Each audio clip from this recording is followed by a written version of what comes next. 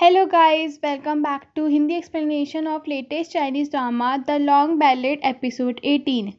Scene शुरू acyl कबीले से होता है जहां ग्रेट खान की तरफ से फीमेल स्लेव्स आई होती हैं। उनमें से एक स्लेव इतनी सुंदर होती है कि वह सबकी अटेंशन खींच लेती है। रात को चंगा एक बुरा सपना देख रही होती है, तभी वहां कुछ आवाजें आती है और उसकी नींद जग जाती है। वो बाहर आके देखती है तो उसी स्लेव को कुछ सैनिक परेशान कर रहे होते हैं। चंगा उन सैनिकों को भगा देती है और उसे अपने टेंट में लाकर खाना देती है। चंगा उससे उसका नाम पूछती है। वो अपना नाम मिमी गुली बताती है। चंगा पूछती है क्या वो असाइल कबीले से है। मिमी बोलती है कि उसे एक स्लेव बनाकर असाइल कबीले में लाया गया है और उसके पूरे परिवार को मारा जा चुका है। चंगा उसे खुद को रिलेट कर पाती है और बोलती है आज से मैं तुम्हारा ध्यान रखूंगी और तुम्हारी फैमिली बनूंगी। वो उसे कपड़े चेंज करने के लिए भी देती है। अगली सुबह मूजिन उनके टेंट में आकर मिमी को वहां से ले जाना चाहता था, पर मिमी उसके हाथ को काट देती है और चंगा से उसे अपने साथ रखने को ही बोलती है। चंगा सुन से इस बारे में बात करती है। सुन बोलता है मेरे हिसाब से ऐसी चीज़ों को अपने पास नहीं रखना चाहिए जिनके पास कान और मुंह हो। चंगा कहती है मैं अपने लोगों को खुद मैनेज कर लूंगी। सुन उसे परमिशन दे देता है। रात को चंगा की तबीयत खराब होती है, पर वो खाने की शॉर्टेज होने की वजह से अपने हिस्से का सारा खाना मिमी को दे देती है और सोने चले जाती है।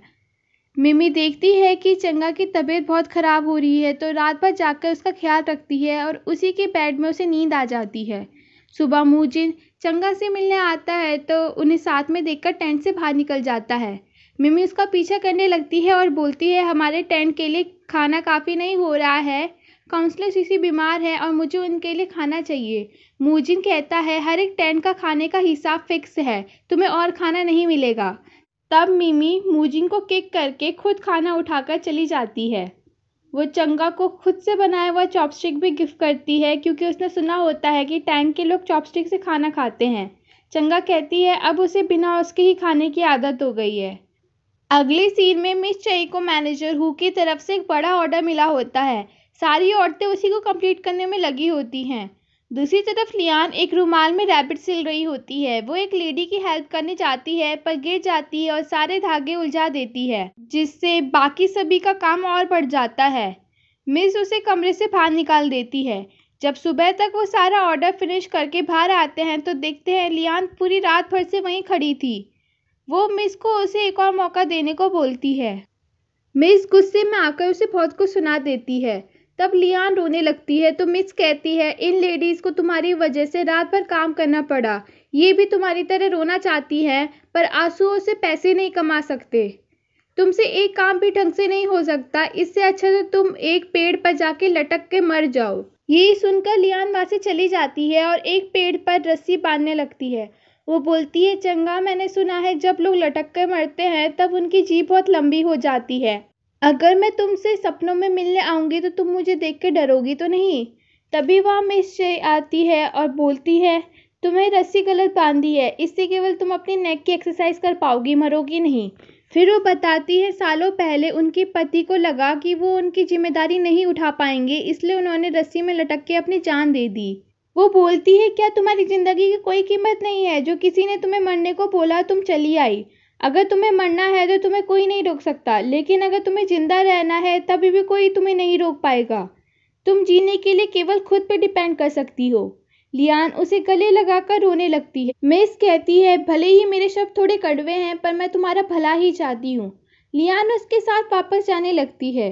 दूसरी तरफ मैनेजर हु उनका दिया हुआ ऑर्डर चेक करने को आते हैं। तभी उनकी नज़र लियान के सिले हुए रुमाल पे पड़ती है और वो पूछते हैं ये किसका काम है। तभी वहाँ लियान मिस के साथ वापस आ जाती है। वो बताते हैं कि ये लियान ने सिला है। मैनेजर हु उसकी बहुत तारीफ करते हैं और खुश होकर उन्हें नया ऑर्डर देते हैं। रात को सुन खुद चंगा के लिए खाना रोस्ट करता है। चंगा पूछती है आज उसे स्पेशल ट्रीटमेंट क्यों मिल रहा है। सुन कहता है तुम्हारी स्लेव की मूजिन से इसी वजह से लड़ाई हुई थी। मैं नहीं चाहता कि तुम्हें लगे मैं अपने काउंसलर्स में भेदभाव करता हूँ। चंगा पूछती है क्या तुमने कभी मूजिन के लिए भी खाना रोस्ट किया है। सुन कहता है नहीं, ये मेरा पहली बार है। एक बार बचपन में मेरे पिता मेरे लिए खाना रोस्ट कर रहे थे, तब मैंने जिद करके खुद रोस्ट करने को बोला और अंत में सबको जला दिया। जितना भी जला हुआ हिस्सा था वो मेरे पिता ने खा लिया। बाद में मैंने ग्रिलिंग करना अच्छे से सीखा ताकि मैं दोबारा कभी उन्हें मायूस ना कर सकूं। फिर सुन चंगा से पूछता है अपने पिता के बारे में कुछ बताओ। चंगा कहती है मेरे पिता के बारे में बताने के लिए कुछ नहीं है क्योंकि वो हमेशा बिजी हुआ करते थे। सुन कहता है समझ में आता है क्योंकि वो क्राउन प्रिंस जो थे।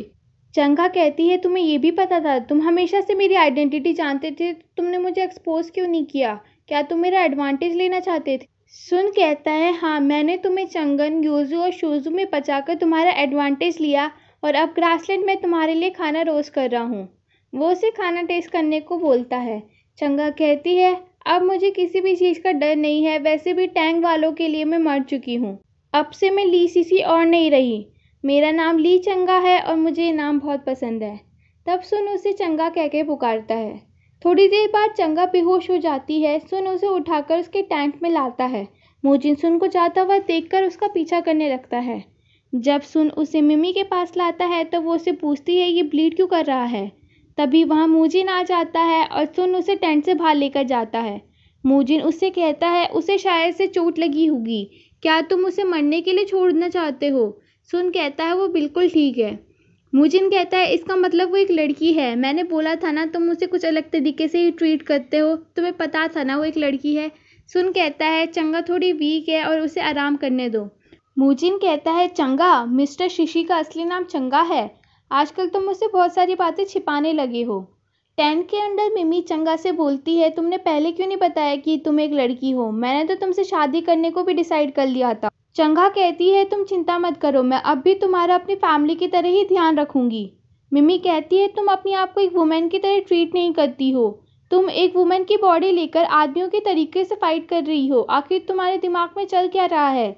चंगा कहती है ये तो मुझे भी नहीं पता, अंतर क्या है एक आदमी और औरत में? मेरे मास्टर सारे आदमी हैं जो देश को चलाते हैं और आर्मीज को लीड करते हैं, पर उनमें और मुझ में अंतर ही क्या है? दूसरी तरफ सारी वुमेन्स अच्छे से सस्ती संवरती हैं और सुंदर दिखती हैं, पर मुझे उनसे लेना देना ही क्या है? अगले दिन लियान को अब सब अलग तरीके से ट्रीट करते हैं। वो उसकी गलतियों पे उसे डांटते नहीं हैं बल्कि उसके साथ हंसने लगते हैं। आगे वो सब बात करते हैं कि उनके वूल का फैब्रिक गवर्नमेंट ऑफिस के लिए इस्तेमाल किया जाएगा, शायद उनका कारपेट महल में भी इस्तेमाल किया जाए। लियान कहती है आप लोग इतनी मेहनत करते हो, शायद से वो लोग आपके काम की इतनी बारीकियों में ध्यान नहीं देते होंगे। मिस कहती है तुम्हें क्या पता, वैसे भी उन पे हमारी प्रोटेक्शन की जिम्मेदारी है और उन्हें उससे ज़्यादा कुछ नहीं चाहिए। अगले सीन में सुन चंगा को एक कोट लाकर उड़वाता है और बोलता है वो पेट्रोलिंग के लिए जाने वाला है। वो उससे पूछता है उसकी स्लेव कहाँ है।